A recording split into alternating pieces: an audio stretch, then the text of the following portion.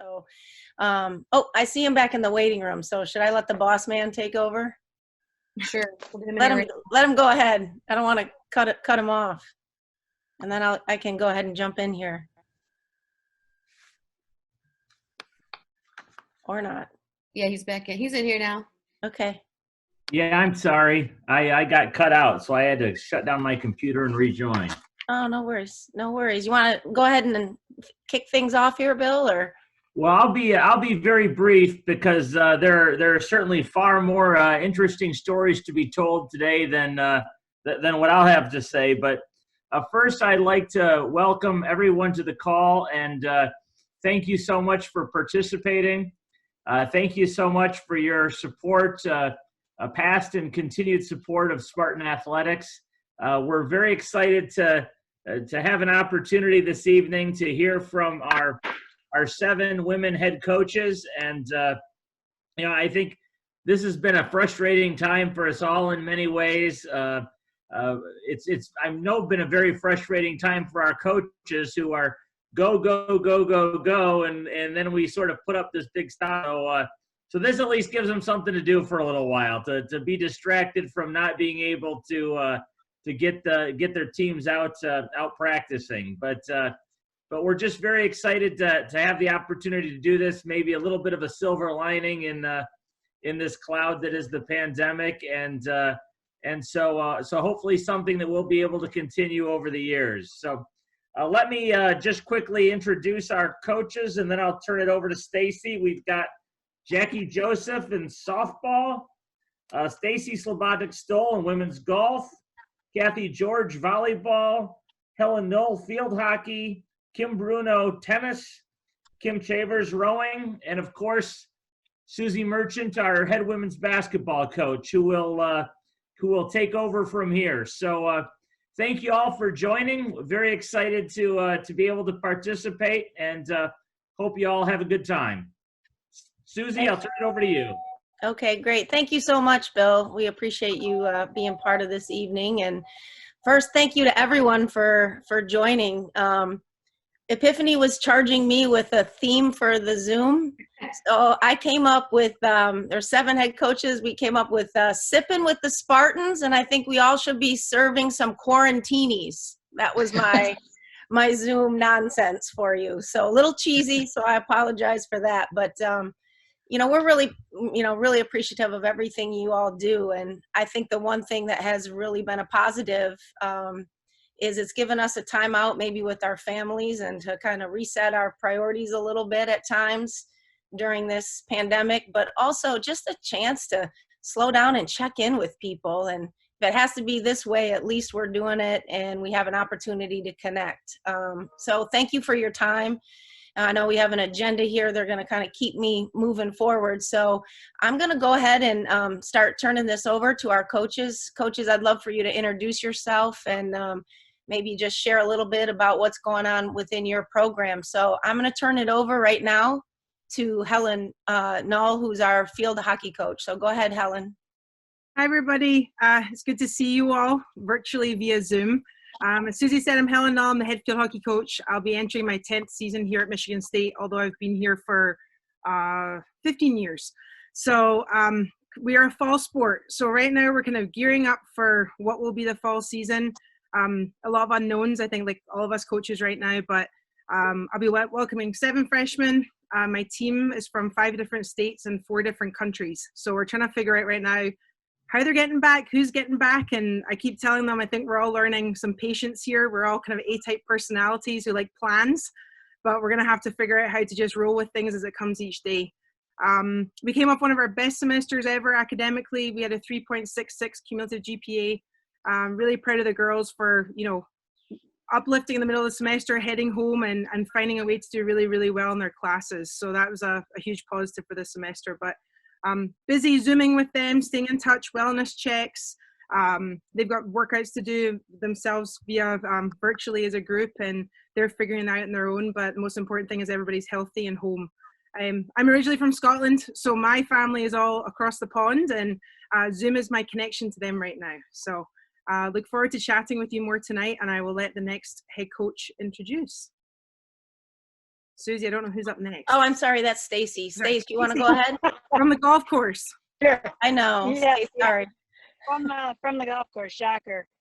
Thanks everyone for being with us tonight. I'm on my phone, so I can only see one person at a time, which is a shame. I was having some internet problems. And the world of golf is doing great. Just this week, we found out we had the Big Ten Player of the Year. We had 4 on the all-conference team. We had 2 All-Americans, 5 academic All-Americans, and had a 3.75 GPA. So we are so proud of our team, yet we are so disappointed that our season came to an abrupt halt. It was very difficult. It's still very difficult to stomach because we were #1 in the conference, 16th in the country, and we had the 2 most important months coming up in our season, and the kids were really had some big plans for the season. So, still dealing kind of with those raw emotions. And, our players, as all the athletes at Michigan State, this is their life's work. And it takes some planning to assemble a team that was, where we were at the time. And as Helen said, and all the coaches will tell you tonight, it's, we're just trying to look forward now and get everyone back for the fall so we can all have a fall season. So I also have international players, as many of you know. The reports from Spain and Colombia are not as rosy as they are from the U.S. I've had 2 Spaniards that did not go outside their apartment and house for 2 months. And my Colombian has gone to the bank once and the grocery store once. So they're really a lot more quarantined than what we're at right now. And so hopefully that lifts. And the interesting thing for the team is going to be what they're going to be capable of, which would be very unusual. But their spirits are high. Again, we're just keeping our fingers crossed that we can have a fall season. So thanks for being with us and thanks for supporting us. We really need you right now. Great. Thanks. Oh, and I think I'm introducing Kim. Is that Yep. correct? Yep. Kim Chavers, our rowing coach. Welcome to her. Thank you. Thank you so much for having me. I really appreciate it. My name is Kim Chavers. I'm the head coach for women's rowing here at Michigan State. I'm ending my first year here. So I started with the program this fall. So rowing is a spring sport, so it was a bummer to lose our competition season this year, but we're very lucky and blessed to have a healthy team all at home. We ended the semester very strong academically, which just shows, the resiliency I think our team has with having their highest semester GPA ever, and 9 athletes with a perfect 4.0. So that was really exciting. We have 35 incoming athletes this fall, including 5 international students. So we're looking forward to welcoming them all this coming fall, hopefully. But thank you so much for having me, and I think I get to pass it off to Jacquie next. Thanks, Kim. Thank you, everybody.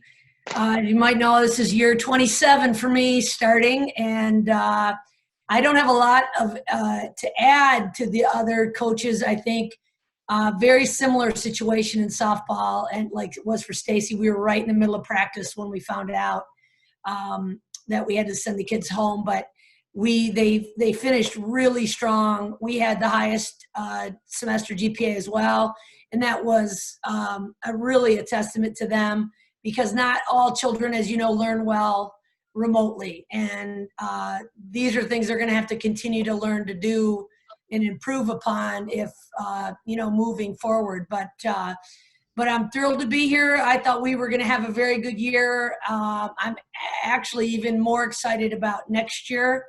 As a spring sport, we're kind of waiting and seeing to decide, what our spring schedule might look like for next year. But I will share just a really funny story with you guys about this call, because there are just a couple of men on it, which I think is great. But we had this event at Susie's house a few years ago. I don't know how many of you went to it, but it was a women's only event. Yes.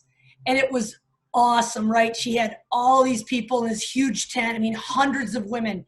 And our previous AD and a buddy of his were standing off in the corner, like sweating. They were so nervous and just sweating about the whole event. And I said, Mark, I went up to him and I go, dude, what's up? What's wrong? It was so clear he had never been around that many women in his life at one time at a women's event. And I said, well, get used to it. That's how it is for us at every event. So when this thing came up, I was like, oh, great, I'm going to tell that story. It's going to be a great time. So anyway, I just want to tell you guys how much we value you and appreciate you. And I'm looking forward to any questions you have later in the call. Thank you. Oh, I'm supposed to pass it off to Coach Cathy George. My bad. Volleyball. Okay. I was wondering. I don't best have my. volleyball coach in the country, Cathy Christine George. Oh gosh. Oh my. Thanks, Jackie. All right. Well, I'm really happy to be here today, and great to get back with you guys, even though it's not in person, and we hope to see you guys soon. Just to give you a heads up, I mean, you're wondering, everybody's having great semesters in their GPA, and I've always wanted to beat Stacy's team, and that's always been very difficult to do. And we've always been hanging in, a couple of spots back, and everybody's turning in these great GPAs. Helen, 3.66. Oh no, you edged us out. We are at a 3.61. So but congratulations to everybody for doing so well with that. I know we've had great support from our academic staff, and like to thank them for everything they've done in this area too. But we've been, we've had the 13th, we were just announced last week as the 13th best recruiting class in the country. And so we're really pleased with that. We bring in 3 new players and adding a transfer as well. So pretty excited about what's happening if we can play. So keeping our fingers crossed that we'll get, get to do our thing coming up pretty soon, and real excited to get everybody back. Our team has been very motivated. We've been young for 2 years, and I'm really excited about being older. They're just so different to communicate with, and we've been working with them on Zoom every day. We have different groups coming in, doing different lesson plans and getting going, and they've been very into it. And indeed, they're also putting up game nights for each other, so they kind of get together socially, along with just kind of keeping in touch in terms of what they're doing to keep themselves in shape and ready for when we get a green light to come back. And we're very excited about that opportunity. Everybody's so stir crazy, like they just want to get back. They're going, tell me when, coach. I'll get those keys in the car and I'm like ready to go. And because of the spring season we were in, we didn't, the way that volleyball has it in the spring, you get so many days play with your team and practice consecutively. We did not practice 32 dates of our spring season, so they really haven't played together since really December. So they're looking forward to getting back to this thing and getting on their quest for the next opportunity. So anyway, happy to be here. Thank you so much for everything you guys do. You're on this call because you've been supportive of all of us in the past, and we really thank you, because without you, we couldn't do it, and it's going to be tougher than ever now. So thank you for being here. Oh, and Kim. I think it's Kim. Oh no, Susie. No, it's Kim. Who do I have? Kim. I've got Kim. Okay. Let's go with Bruno, because we have 2 Kims now. Hi everyone, I'm Kim Bruno. I'm the women's tennis coach. It's so awesome to see everyone as I'm clicking through here. Looking at all the Sparty stuff in the background. I see the little volleyball. It's great to see that. I definitely miss that every day when I'm on campus and with my athletes. But just to give you a quick kind of, I guess if I were to have to describe our program, probably a program that's like making giant strides, making moves in the forward direction, not just on the court, but like in the classroom and in the community. I just finished my 4th year. Well, I guess it's kind of 3.5, because our season got cut in the middle. We were just about to start Big Tens and we got cut short. But we have had 3. We've had a lot of firsts per se. So we've had 3 back-to-back winning Big Ten seasons, placing top 5 finishes in the Big Ten, which has been huge. We've had our first top 25 recruiting class, first time in program history. We've beaten teams for the first time from other Power 5s in power history. We've finished each year with the highest national ranking, first time ever in program history. We've had 2-3 years of consecutive highest program GPAs. We finished this year with a 3.71 semester and a 3.6. We've had 8 girls. We have a roster of 13, just so you know. 8 girls had 4.0s, which is big time. we just got recognized actually by the ITA, which is the governing body of intercollegiate athletics, for our community service that we put back to the community. We have over 180 hours of community service collectively through our girls. One of my players actually got the ITA Arthur Ashe Award, which is this is within our region, so the Midwest region. Outstanding leadership, sportsmanship, extracurricular activities. So you got to be that well-rounded person to get that. It's just a great group of young women that are just really pushing this program forward. I'm trying to catch up with other coaches on this video that I'm fortunate enough to be around. So that's our program kind of in a nutshell. But you know, I'm originally from Chicago, from the Midwest. I was years just lived in Flagstaff, Arizona. It was hard for me to leave that kind of country per se, but I'll tell you what, I'm so grateful to be a Spartan. I love putting this green and white on. So thank you for everyone for supporting us, like Stacy and a couple people said, especially now in a time when it's been rough for all of us. So thank you, appreciate everything that you do, and just so super grateful to be here. Thank you. All right. Well, thank you, coaches. We appreciate it very much. And I think all of you Spartan Fund donors know that there's been some questions that have been submitted here.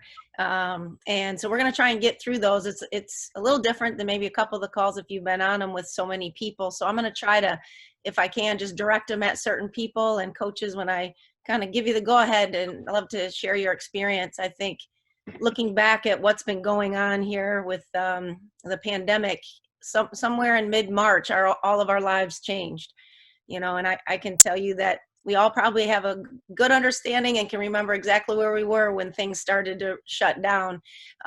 So I know Stacy and Helen touched on this, but Helen, if you want to jump in here first and maybe Stacy follow up, because you were going a little bit in and out, and I don't think everybody heard you, Stace. But those two have quite a few international students on their rosters. So how is the pandemic, how has all of this transpired for your kids and your student athletes, and maybe what that experience has been like? So Helen, do you want to share what that's been like with some of your international kids? Sure. I think the first thing was just the worry of, you know, are they going to get home? How do we get them home? And figuring that piece of the puzzle out, because most of the kids could, you know, hop in a car, get picked up and head home. So that was a little stressful at first. And I think it was the day that they all finally were off campus, I could kind of breathe a sigh of relief that they were getting home to be with their families. I think since then, I think the one thing having international athletes in your team does is it gives some global perspective and culture. And, you know, we talked to our girls in the Netherlands and Ireland, New Zealand, and it's very different in different parts of the world. So they're asking what's happening in Michigan. We're asking what's happening in Amsterdam. I think the biggest struggle has been the time difference. When we're planning any team activities, we've got girls that are 5 hours ahead. We've got girls that are hours. So we have this window of time for doing any activity, which has been a little bit of a struggle, but we've got there. And, you know, for them, when they went home, they had classes at 2 a.m. And luckily their professors were very flexible and would let them, you know, watch pre-recorded videos, submit stuff at a different time. But I think for them, they're eager and anxious to get back. They love being on campus. They love their Spartan family, and that's what they want to get back to. And some are worried, am I not going to be able to come back this fall? And we just keep an eye on the ticker, what's happening, when our visa office is opening, what's happening on our campus, and working on getting them back safely. But I think it just, you know, to Susie's point, I think it just brings perspective, global perspective to what's happening all over the world. And I think they bring that no matter whether there's a pandemic or not. So yeah, we look forward to getting them back whenever that may be. Awesome. Thanks, Helen. Hey, Stacy, do you want to share a couple of those stories as you were going in and out there? We couldn't quite hear everything you were saying about your Colombian. Okay. One. Yeah, the two Spaniards and the Colombian they've been stuck inside, like not even able to go outside their front door for 2 months. So hopefully everyone can hear me, but I just found it shocking that, you know, we were complaining because we, you know, couldn't golf or we couldn't, we had the stay-at-home order, but really some of the other countries around the world took the stay-at-home order to another level. And so when I was feeling down and blue, I kept thinking of them as like they couldn't even go outside for a walk or for a run or for anything. So the same as what Helen said, they're so anxious to get back here. Pop, our senior, got into the Masters of Accounting program, so she will be using that extra eligibility that our players were offered, and so that's really exciting for her because she felt so many of these kids and all of us felt like so much was taken away from us. So yeah, and Helen mentioned the visas.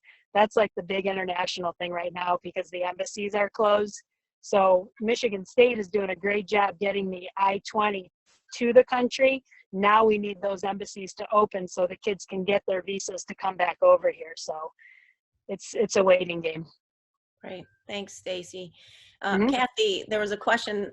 You're our superstar volleyball coach, but you're also a mom of 2 boys, and your youngest boy, Connor, played on, if people don't know, he was on Coach Izzo's basketball team, and obviously their season was cut short like many. So do you want to share maybe your experience as a mom and what Connor was going through in regards to his season being cut short? Yeah, it's interesting because Connor was cut short, but my nephew, I don't know if you know this, my nephew plays baseball for Jake, and he's a senior as well. So both of them were cut short, and one is a spring sport, and being a senior, looking forward to that season and what that brought. But then Connor, knowing that the team was really starting to gel, I mean, it was starting to cook. You could see it. Everybody was starting to play at a different level, and they were very sure. Well, Connor's always like, yeah, we're going to win the whole thing, but very sure that they were going to go the whole way. And it's weird because everything is so abrupt. The end of what you do, it's over. And he was very happy that they were able to win the conference championship regular season at home, was happy that they had that experience and they had the but it was so abrupt. And now, looking for jobs and all of a sudden being like, wait, what do I do now? And it's heartbreaking in that sense. And I know, his teammates, it's the same thing, just what's next. And for the seniors, many of them are waiting to see if they can go pro, and that's also a different situation right now. So really strange, but he's making it through. I've been putting him to work and made him lay all the mulch the other day, so keeping him busy. For sure. Yeah. Well, he was at my house working. Yes, so he was. Thanks again for that, but appreciate it. I think I'd like to send this out to a few of the coaches too. Let's do Kim Chavers. Let's have you answer this. I think a lot of the donors would like to know, and probably everybody here, even us coaches hearing from each other, what are we doing to keep our team connected and engaged? What are you trying to do? I know your roster's a pretty large roster and you're a team of 1 there, so it's a little difficult at times, I know, but why don't you share your experience and how you're keeping your team engaged? Yeah, so our roster here at Michigan State is just under 70 athletes. So we're the largest women's roster here. And so we've been, also navigating schedules as well. We have international athletes in the hemisphere all the way to the West Coast. And so trying to run multiple Zoom sessions and things like that of just small groups and working through some team building stuff and larger group meetings as well. We've also taken on some Zoom games like trivia and Kahoot. You kind of really using the time to stay connected and get to know each other. So our staff was brand new this fall. And so, looking back on it, it's been a good opportunity for us to get to know our student athletes even better, especially on such a large roster. So it's been really nice to see them come together and support each other. I think that's one of the things in this first year here that I've seen at Michigan State that's really special, is just that sense of community and connection that athletics has, not only within itself, but beyond that into the city and state too. Great. Thanks so much. Jacquie, you want to answer that too? What have you been doing with your softball squad there to keep them connected and together as much as you can and engaged? Well, it's we don't have foreign kids, but I think they're foreign because they're from California. So they certainly seem more foreign than Helen's, but we enjoy that diversity of where they're from and scheduling the Zoom calls at a time that, gets the kids out of bed. what's really interesting is those first calls, literally, the kid from Texas, she had 2 calls and she never got out of bed. She's completely sideways in her bed. And so we're like trying to think, where's the Zoom etiquette? I mean, where is that written where you should be out of bed, sitting up, shorts optional, pants? I mean, it's been really funny just with the basics. But we've done, we did a team survey remotely. I'd never done that. With the kids, I had taken this opportunity as well to learn and grow some new tricks. I had never done Google Forms, Google Docs, Google this and that. So in fact, Helen's assistant coach taught me how to do stuff. The younger people teach us, how to do stuff. So we put our end of season survey together. We've, just kind of engaging them in that after we got them through finals. That was the most important thing, is just, are you finishing school, et cetera, et cetera. And now it's interesting because they're not used to seeing me in the summer. So this is kind of new that we are in touch with them through the summer. But my number one concern is their mental health.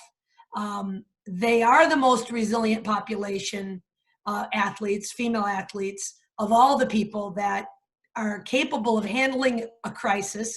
And yet they're still at the beginning stages of learning to do it.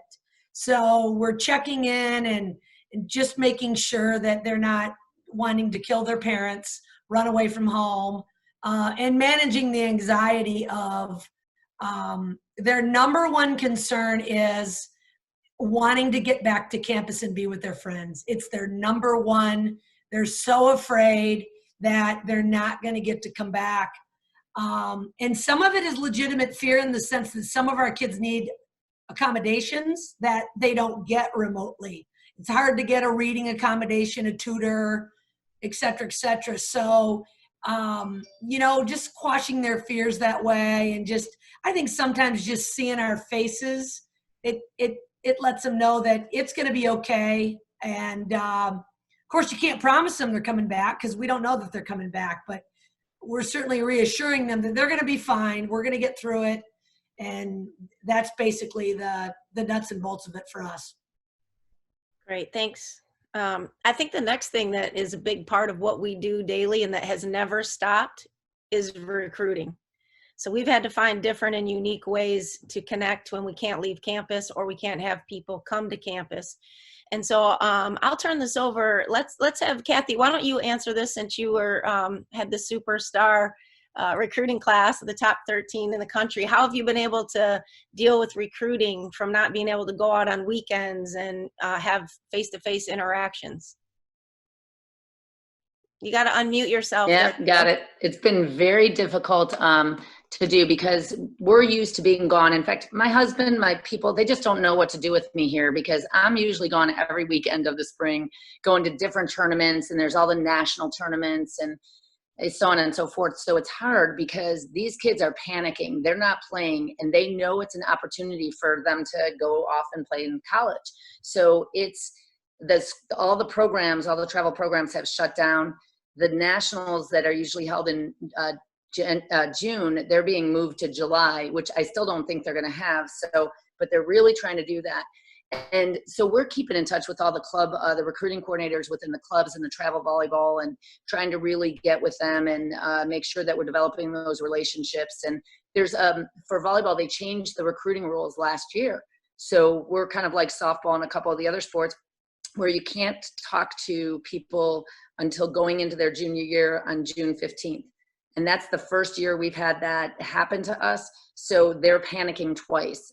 They're used to having an ability to be able to call coaches. We couldn't call them. So they're panicking. We're panicking a little bit, but we're really trying to get to know more about who they are and how they tick. And they're sending video, but I can tell you it's going to put a pause on so that we can get to see these kids and really make the right decisions. Great. Coach Bruno, do you want to share a little bit about the tennis world in terms of recruiting and how the pandemic has maybe hit your program and what you're doing to continue to keep recruits engaged? Yeah, I mean, it's been, like Cathy said, just a really, really strange time for all of us. nothing's going on in terms of tennis. Well, I guess it just started down south in Florida. They're having a couple of like UTR tournaments, but nothing from the USTA, which is what the tournaments, the big national tournaments and things like that juniors go to. And like Coach Cathy says, like we're one of those, all athletes just need to practice their craft day in and day out. So, you're getting these calls from recruits that can't display their skills, and you're uncertain, if they're on the borderline of something that you were going to possibly look at or not. You just can't. Honestly, I've been waiting. Like I'm waiting right now. Might not be the best thing to do, but I think the ones that we really, really like that we've been into, yes, we're continuing, but I'm not going to find the next, no one's going to pop up for me. And I don't think that's going to happen with any other program either. So I'm not like that worried about that. So the ones that, the top 5 that I have, yeah, we're Zooming them, we're doing all that stuff, but also things change too. Like with our sport in spring, now they allowed seniors back, which just rocked like everyone's world. Because now, like if kids wanted to stay for another year, maybe you're keeping a kid that you like. And now that recruit that I was looking at, because I had a bunch on campus, I might not want them to come anymore. I do have 2 girls coming in next year, but those have been really early commits for a very long time. So it's kind of, I'm learning daily how to deal with it, what the best scenario is. I don't know if I'm playing all my cards correctly, but we're just kind of, I think, doing the best we can, trying to keep those that were interested. I think for our program, it's been great that like just 2-3 days ago, and I think one of the head coaches on this call asked for this. They said, hey, can we get some like video footage for the sports that don't like have as much footage? Like we don't have anything from our tennis center since like 20-30 years ago. And we actually did like a lot of little upgrades. Like we have scoreboards now, we have some stuff that looks really, really good. And they went in there and did like a video shoot of our facility, and kind of we can put that out and showcase things more through online stuff, which has been really, really helpful. We haven't had that before, just specific to our sport. So plus the other, glamorous facilities that we do have on campus. So that's kind of where we've been at, and just trying to take it, one day at a time, and keep our heads up, and just, give these kids, just tell them what they can do what you can do, when you talk to them. I'm just trying to keep them motivated and hang in there. We all just got to hang in there, I think. Yeah, great. Thanks so much. You're raising your hand, Cathy? Yes, I am. I'm trying.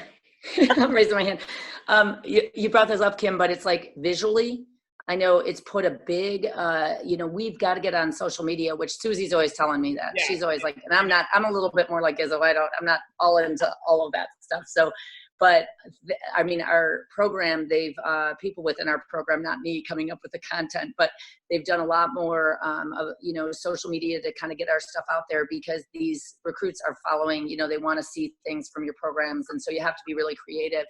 And on the other side, the other thing is, like with Susie, her recruiting is different because they have different rules, and at different times that contacts can be made. So, I think that for each of us, it's what can you do? We have commitments already going down to the 22 class. So we're looking at pretty young kids, and so that's different as well. But I know that our rules are different sport to sport, and so it changes how it looks. Right. Thank you so much. Stacy, are you still on, or did you get kicked off there? Is Stacy on still? I think we lost her. Okay, because I know she was kind of going in and out there a little bit. But I think one of the things, Jacquie, I'm going to have you kind of answer this. Obviously, you jumped in right away and told everybody you've been coaching for 27 years, and it's kind of hard to believe, because aren't you only like 32? Yes. Yeah. So it's difficult to wrap my mind around 27 years, but love for you to just talk about the progress that you've seen in women's sports. I know that was a question that since you've been a head coach, you've seen a lot of things in 27 years. And so can you share with this group a little bit about what women's sports means and why they matter? Well, Yeah, and I want to make sure we see Cathy's hand down there on the video thing. I didn't know how that worked, but good. Okay. So, women's athletics still, it matters more now than ever. Some people might not know it's the single best leadership training we have for girls and women in this country, other than the United States military. So I know some of you have heard me say that before, but girls and women really have two tracks to really develop as leaders, and that's through the military or through athletics. And Mary Helen has heard me say this so many times, but you're talking about 93% of all C-suite executives in this country were former athletes. I think life is getting harder, not easier. I think that women, this COVID thing is exposing how much disproportionately it's affecting women. When you look at the number of women who, have children at home, have a job, managing it all. And so I think sports now, maybe more than ever, is vital for them in terms of just building resiliency, grit, toughness, and being able to withstand what life throws at them. In life, you don't get to enter a marriage portal. You don't get to enter a job portal. You have to learn to work through things, okay? Yeah. Yes, because could you imagine if there was a marriage portal during COVID? Half y'all would be on different laptops right now, okay? But you're sitting close, which is good. So I don't mean to make light of it, but it really is important, and it's never, we're never safe, if that makes sense to you. There are going to be budget cuts. It is going to fall on certain segments, and we have to keep our eye on gender. It still matters. And I was so, for those of us that's in sport, I'll just finish with, I was so encouraged to see all the positive that came out of, if there could be a positive out of the Kobe Bryant tragedy.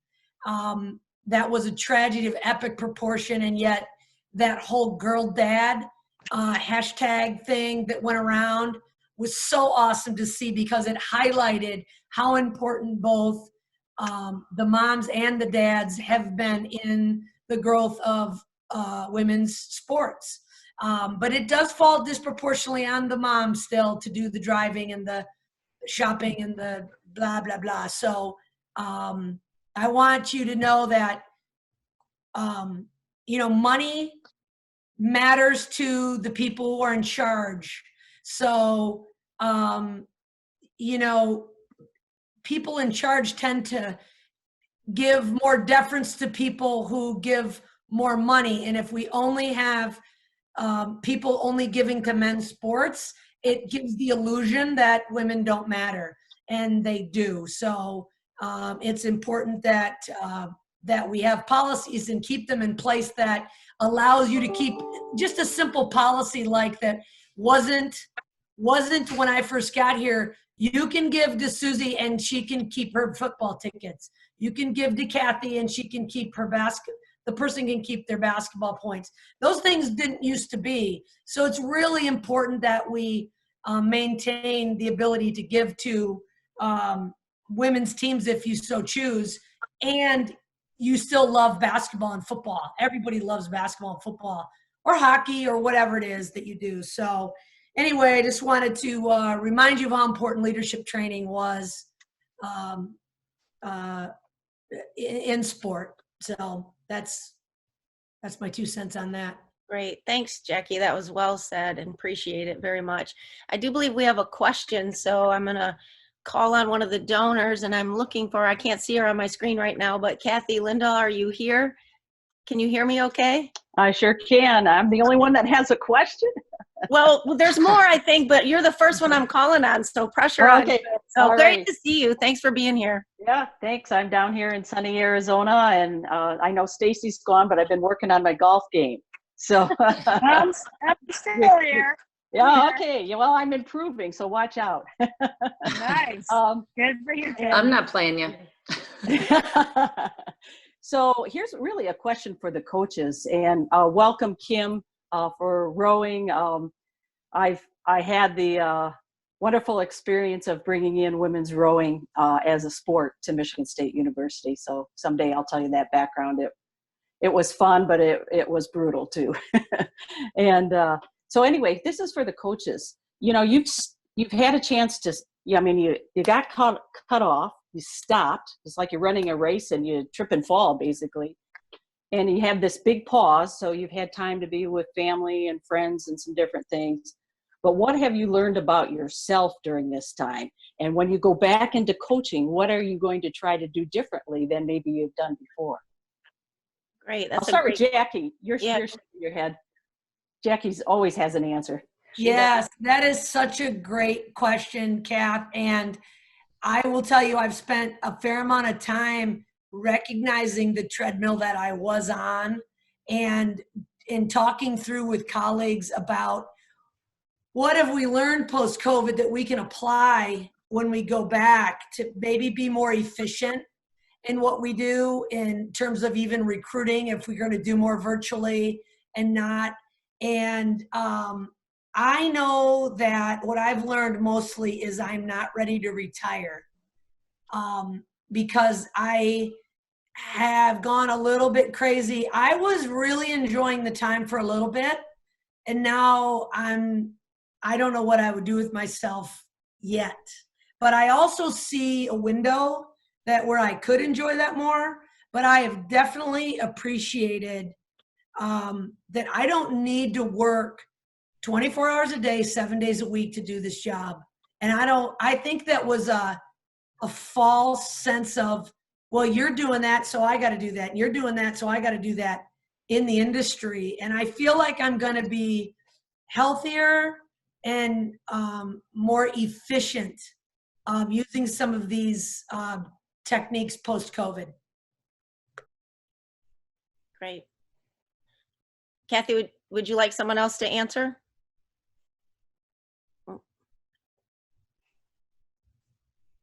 I could bring something up. Yeah, go ahead.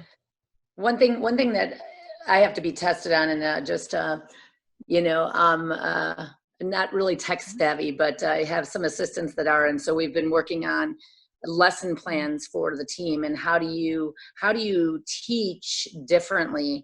I'm so used to having them in the gym, and you know, we're able to obviously do film and they come in and you teach them through that, but we've come up with different ways to get them to understand things and the game and the depth. And we've worked on culture and goal setting, and we've done some really, really cool things that maybe we feel like we don't have the time to do at other times. But this has really forced our hand there, and we've become really creative, and it really is building into who they are as people and how they think. And so I think the whole group has gotten closer together with that, because we're getting on, you know, a lot of times coaches say things and you wish they could all see through your eyes, but now they kind of are, because we're asking them to think differently. We've put them into group settings where they have to work together on things and come up with some, you know, answers. I think it's been really good for them and their growth. So I'll use that in the future as well. And Cathy, I'll jump in here and say, I'm going to piggyback a little bit what Jacquie said. You know, I think basketball is unique. And I think for me, in our business, so many people and so many coaches mistake activity for achievement. And if I'm in the office and I'm just doing something, I'm making my program better. And I think to answer your question, the one thing that this pandemic has given me personally is time. Time, and how precious time really is in life. And when you get on a treadmill and you're on the hamster wheel and you're going 100 miles an hour and you got blinders on, it has given me time that I'm incredibly grateful for. And yes, we can be more efficient. There's a lot of things we're doing that's unique and I love it, but I'm very much grateful. If I could give you one answer from me personally, is time. Time that I really genuinely needed for myself, for my family, for my boys, for my team, for my coaches, for my parents. I mean, my mom's in northern Michigan in Traverse City, probably right now as we speak, in a hazmat suit. And Dr. Faust, I don't know if you're on here, but you know Mary Ellen, she's probably in her hazmat suit right now. So it just, at least I can talk to them daily if I want, and I don't always have the opportunity to do that. So it's given me the gift of time, and I really appreciate that. So that's a great question. We'll keep moving here on as we've had some more questions submitted here. I think, why don't we hear from Coach Chavers? I think just maybe from your perspective, this one is a little bit more about what tools, and Jackie kind of hit on it, and so did Cathy. What tools are you going to use that you've learned during this pandemic and the COVID and the self-quarantine that maybe you're able to carry forward? Yeah, so it's definitely given me the opportunity to do some professional development things. And it's funny that you brought up the technology component earlier. Our staff convinced me to get MacBooks, and I've never used a MacBook in my life, and so I had been avoiding using it all year. And then as I left the office in March, I took it with me, and I finally had to learn how to do it, how to use the system at all. And so I think it's made me become more creative with the coaching that I'm doing and more intentional with it. And so I think that's probably a big one, is just being more intentional with what I'm doing and finding more opportunities to be grateful. You know, very grateful for being here, grateful for the health and wellness of my family and friends and team, and for all of you. And so I think it's really put a new perspective on, you know, my interaction with student athletes that I'll carry into the next year and my career moving forward from here. Great. I think of the 7 of us on the call, probably Stacy and I have the professional league at this time that's probably the most prevalent in terms of the WNBA and the LPGA. So Stacy, one of the questions that was submitted was a little more off topic of pandemics and a little bit more as to what's going on in the industry. So would you like to share maybe your personal thoughts on name, image, likeness, and some of those changes that have come our way with the NCAA?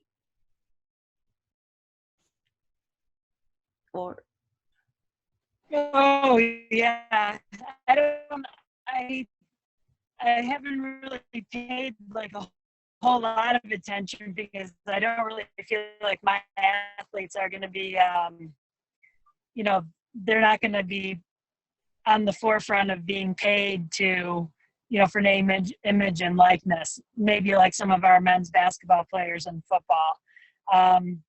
My personal opinion is our student athletes sure get a heck of a lot at Michigan State and at all these schools already. So I different opinions about the name, image, and you know, it's hard when you look at the dollars that are being spent on each of our players, and now it's coming into play a couple of years ago.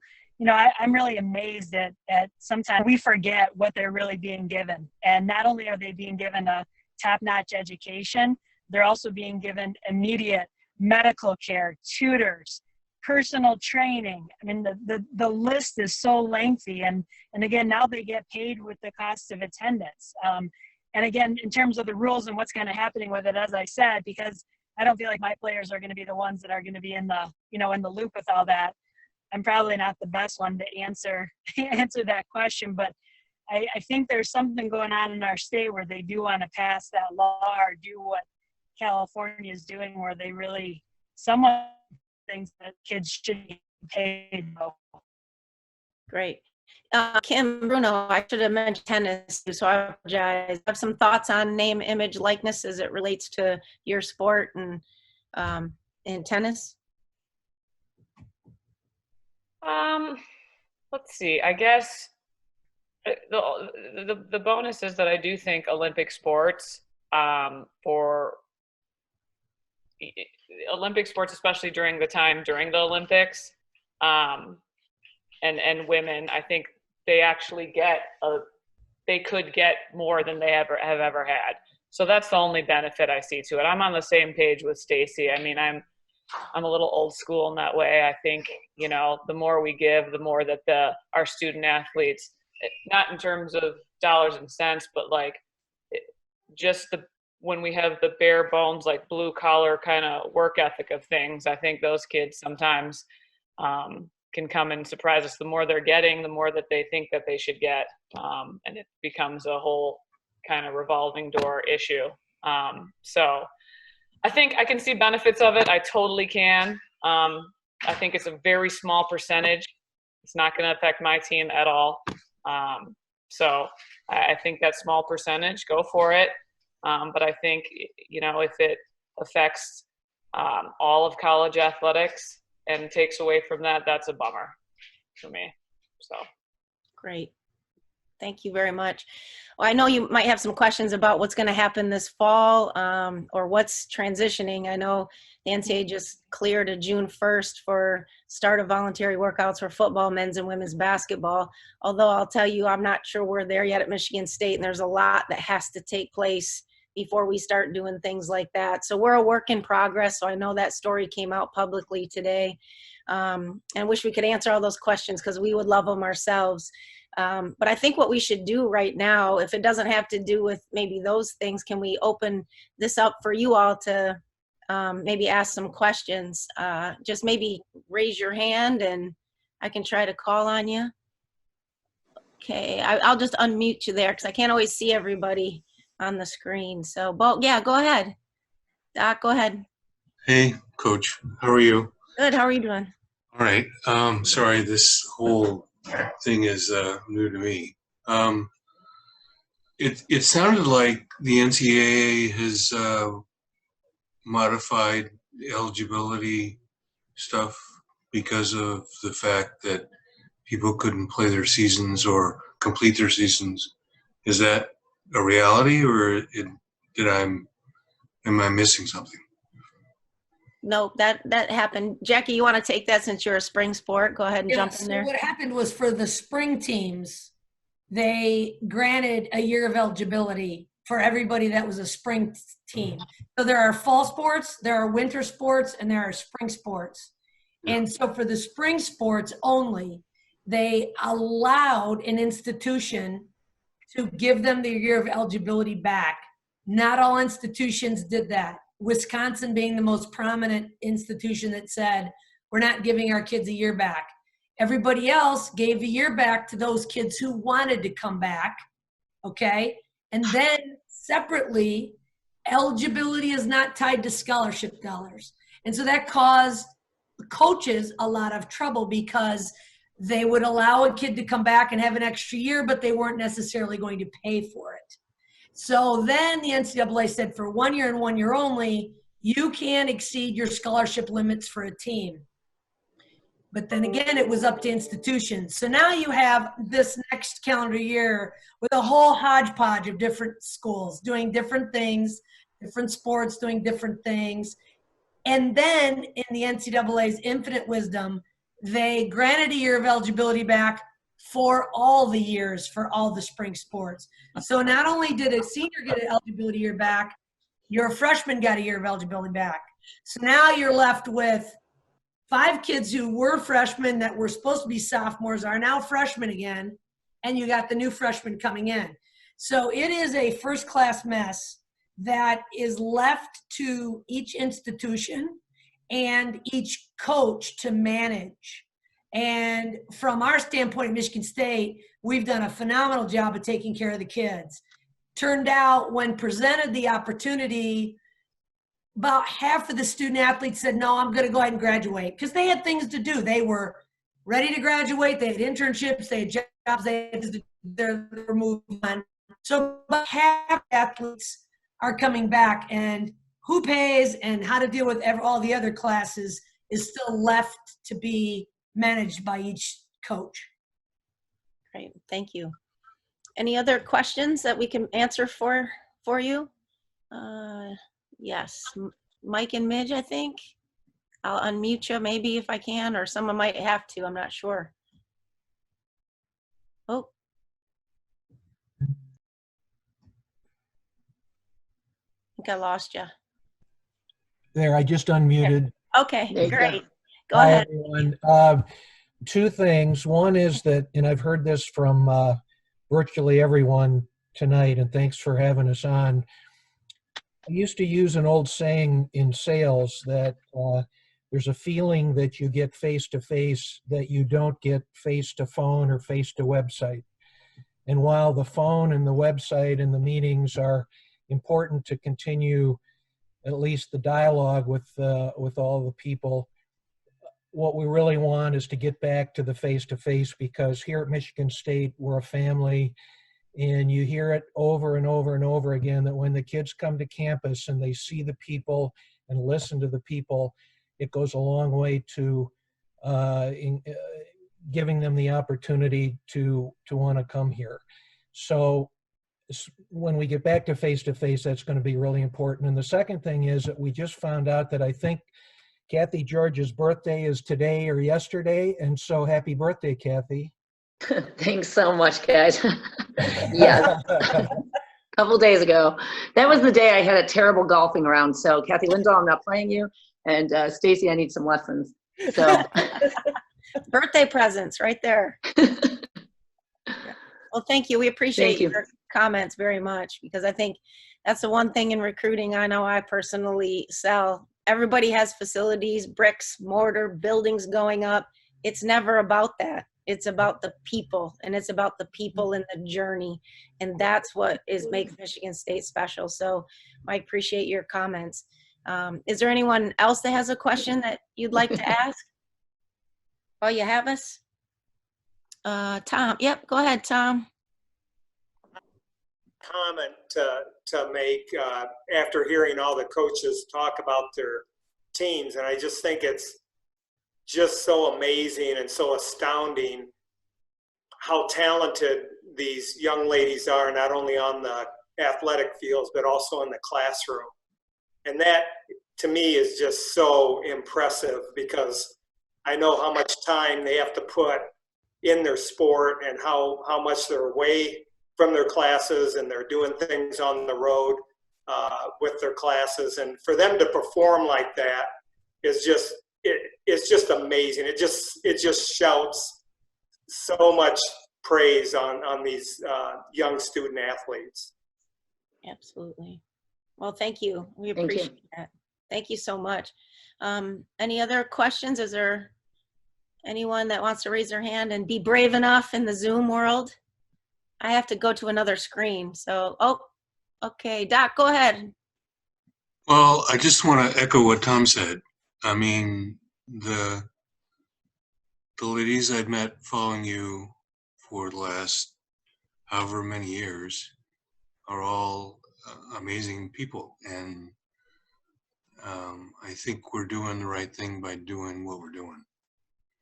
If that's sufficient, that's all I want to say. Appreciate that very much. So if we don't have any more questions, maybe I'll ask one more time to see if we have another brave soul out here that wants to jump on. Okay. I can't see the full name, so I apologize. It's Lori Hiltz, and I'm, okay. How are you? I'm new to the giving world, and I see Epiphany and Jared and Sarah and some of the other fellow friends, but a couple comments.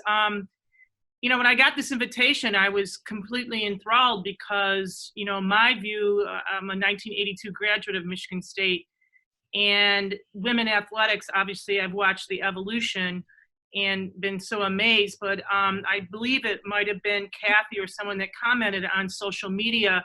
And if there's a way to have an increase in presence across your sports, it would be so welcomed, because I believe that you're kind of on the tipping point of a lot of your programs really taking off, and some of the, you know, accomplishments that you have.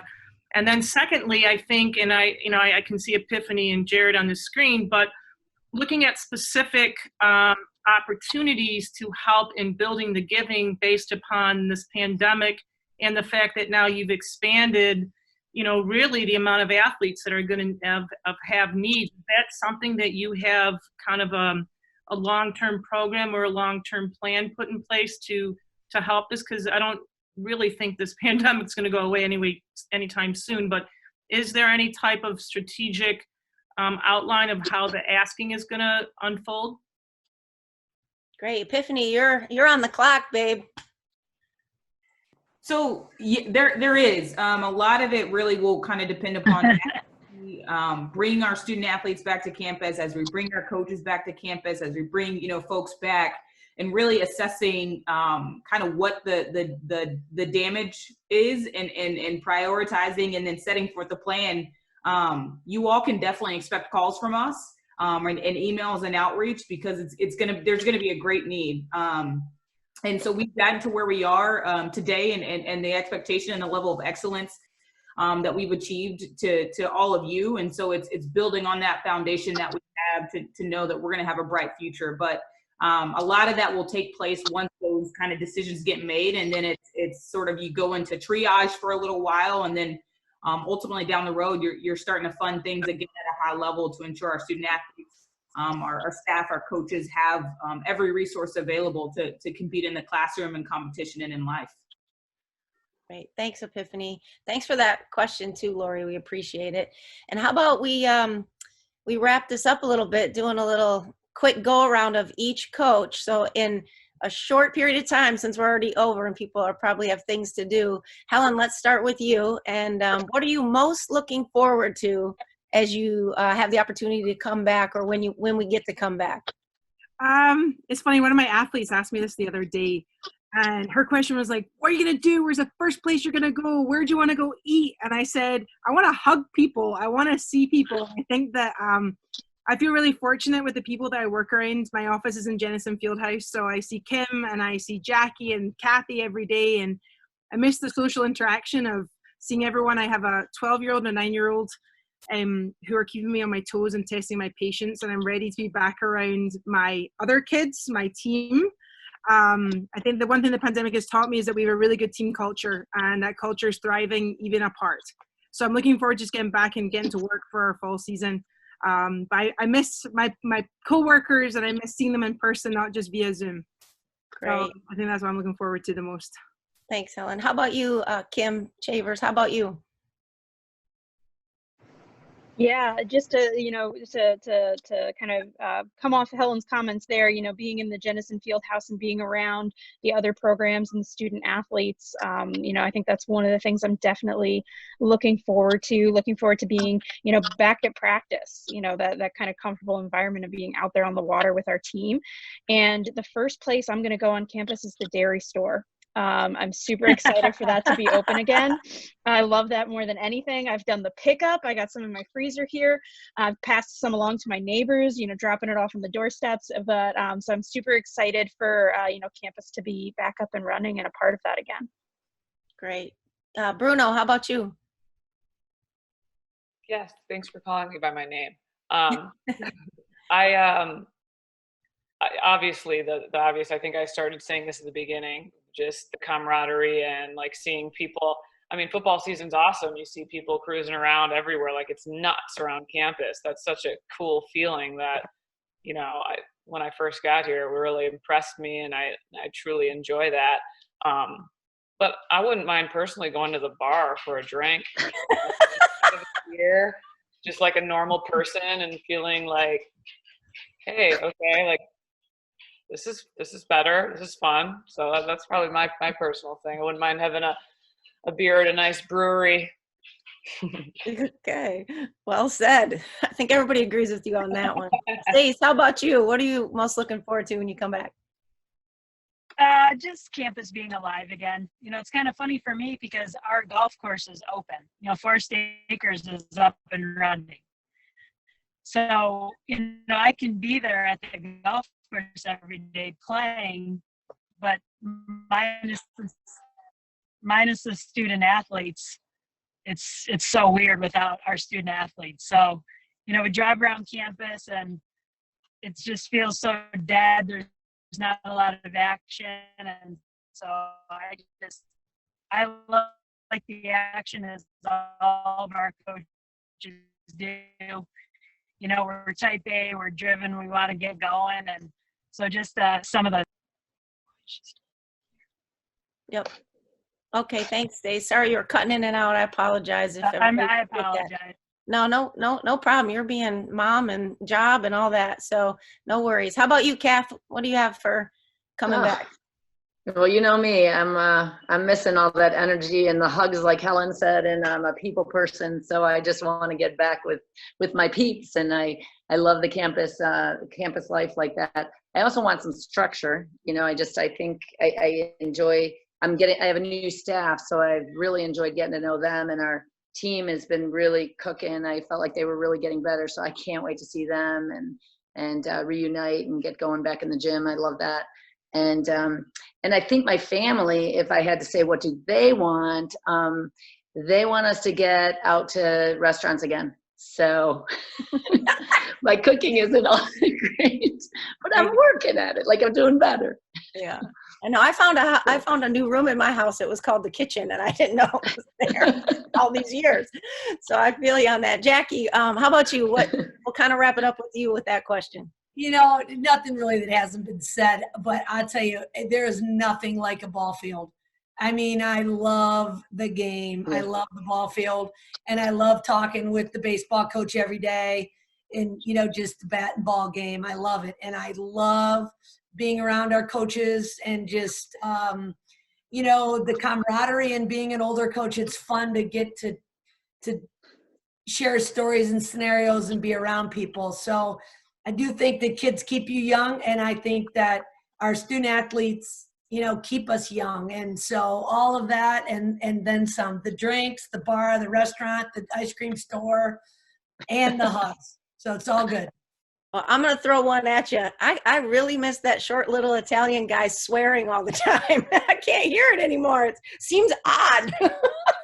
I don't think I should do that around my 9-year-old, so my 13-year-old. So I've refrained, but I am looking forward to it. Sadly, I kind of am. So with that, we just, again, want to thank everybody. Sorry, go ahead. Before we jump off, if everyone will put on their best sort of smile, we're going to take a picture of everyone and try to capture this moment. I recognize there's 2 screens, so we'll do both. So I'll give you kind of a couple seconds to get ready as I start my camera here. I know I got a text from, I won't say who earlier, but asked if we should wash our hair if we were going to be on the camera. So I gave him a heads up, but all right. So we'll do 2. So 1, 2, 3. One more, hang on. 1, 2, 3. Perfect. Good? Got it. You got the photo finished there? Great. Well, listen, we just want to say thank you for taking the time to invest in women's programs, and all of Michigan State, certainly in athletics, but we genuinely appreciate what you do for women's sports, and it means a lot to us. It goes a long way, and it is definitely what makes Michigan State special is the people. And so thank you all so very much for that. We look forward to a day when we could maybe do this all together. So maybe Epiphany, we should, you know, it's been a few years since we had all these people at my house, and I've just kind of been alone for a while. So maybe we should have another party at my place. So I'm offering it up. Let's do it. Everybody in? Agreed.